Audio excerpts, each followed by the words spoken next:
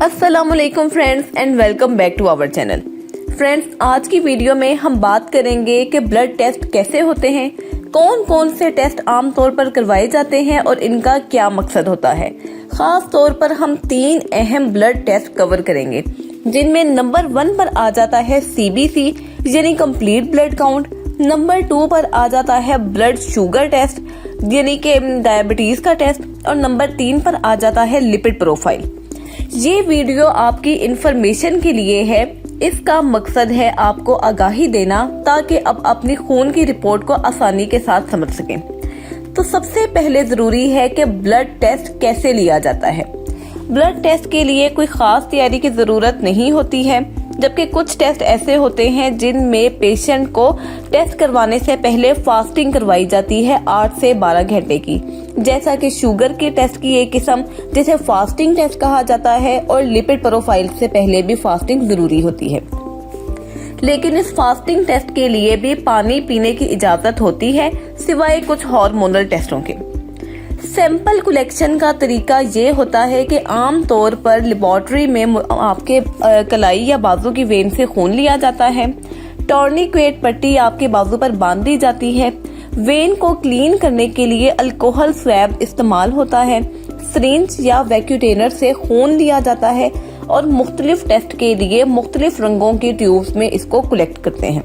जैसा कि अगर आप कंप्लीट ब्लड काउंट करवाना चाहते हैं तो उसको जामनी ढक्कन वाली ट्यूब में डाला जाएगा। अगर आप शुगर का या अपने लिपिड प्रोफाइल का टेस्ट करवा रहे हैं तो खून को सुर्ख या पीली कैप वाली ट्यूब में डाला जाएगा। खून लेने के बाद रुई थोड़ी देर के लिए दबा कर रखी जाती है और रिपोर्ट अमूमन 1 से 3 घंटे में तैयार हो जाती है। अब हम देखेंगे कि सबसे ज्यादा अहम खून का टेस्ट कौन सा होता है। तो CBC सबसे आम और बुनियादी ब्लड टेस्ट है। ये टेस्ट खून के 3 अहम पैरामीटर्स चेक करता है, जिसमें नंबर 1 पर आ जाता है RBCs यानी हमारे खून के सुर्ख खलिए।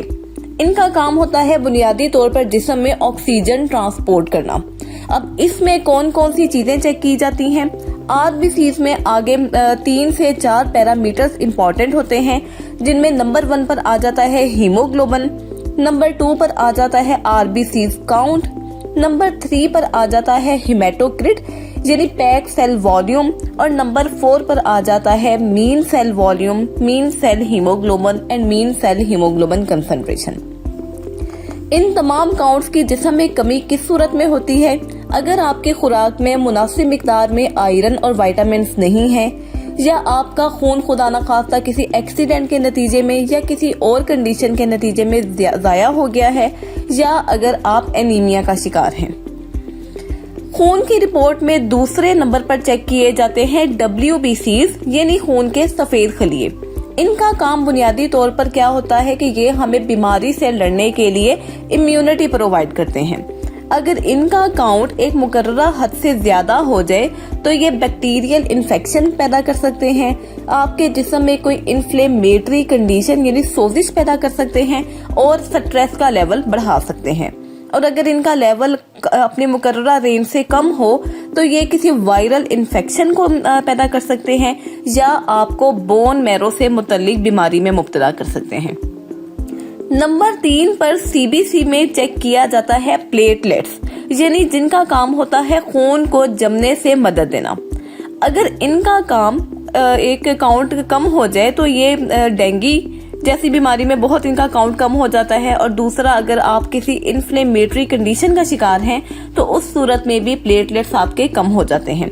और अगर इनका काउंट एक हद से ज्यादा हो जाए तो ये आपके जिस्म में इन्फ्लेमेशन यानी सोजिश पैदा कर सकते हैं, खून के कई अमराज पैदा कर सकते हैं और एनीमिया पैदा कर सकते हैं।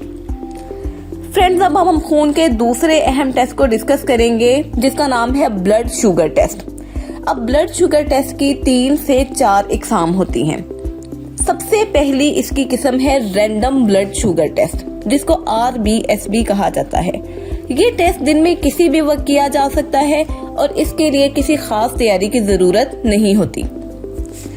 पहले बताए गए तरीके के मुताबिक हम पेशेंट का जो है वो खून लेते हैं और उसको चेक किया जाता है। अगर इसकी नॉर्मल रेंज 140 mg पर डेसीलीटर से कम हो तो ये नॉर्मल है। अगर इससे ये रेंज बढ़ जाए तो पेशेंट को डायबिटीज डायग्नोस होती है। दूसरे नंबर पर शुगर का टेस्ट आ जाता है फास्टिंग ब्लड शुगर, जिसमें मरीज को खून का नमूना देने से पहले 8 से 12 घंटे की फास्टिंग करनी होती है। इसकी नॉर्मल रेंज है 70 से 100 mg पर डेसीलीटर। अगर इससे ज्यादा हो जाएगा तो पेशेंट में शुगर डायग्नोस हो जाएगी। नंबर 3 पर आ जाता है HbA1c टेस्ट, जो 3 माह की औसत शुगर का रिकॉर्ड देता है। अगर इसका लेवल 5.7 से कम हो तो ये नॉर्मल है। अगर इसका लेवल 5.7 से 6.4 की रेंज में हो तो ये प्री डायबिटीज के खतरे को बढ़ाता है, और अगर इसका लेवल 6.5 से ज्यादा हो जाए तो ये डायबिटीज का इंडिकेटर है। खून का तीसरा मोस्ट इम्पॉर्टेंट टेस्ट है लिपिड प्रोफाइल। ये टेस्ट हमें हमारे दिल की सेहत के मुतालिक और हमारी शरीयानों की सेहत के मुतालिक बताता है। इसमें भी 4 अहम पैरामीटर्स चेक किए जाते हैं, जिसमें नंबर 1 पर आ जाता है टोटल कोलेस्ट्रॉल, नंबर 2 पर आ जाता है LDL यानी बैड कोलेस्ट्रॉल, नंबर 3 पर आ जाता है HDL यानी गुड कोलेस्ट्रॉल, और नंबर 4 पर आ जाता है ट्राइग्लिसराइड्स। अब एक अच्छी और सेहतमंद इंसान की रिपोर्ट में HDL यानी गुड कोलेस्ट्रॉल का लेवल ज्यादा होगा, LDL यानी बैड कोलेस्ट्रॉल का लेवल कम होगा, और ट्राइग्लिसराइड्स का लेवल भी कम होना चाहिए। सो फ्रेंड्स, वी होप कि इस इंफॉर्मेटिव वीडियो से आपको कुछ सीखने का मौका मिला होगा।